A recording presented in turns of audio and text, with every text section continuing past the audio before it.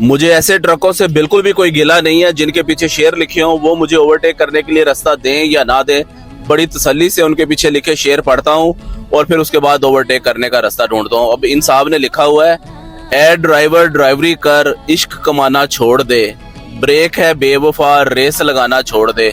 और बड़ी जबरदस्त इन्होंने लिखा हुआ है, मुझे गिरते हुए पत्तों ने सिखाया है, बोझ बन जाओगे तो अपने भी गिरा देंगे। कमाल हो गया, अब इस ट्रक को ओवरटेक किया जा सकता है।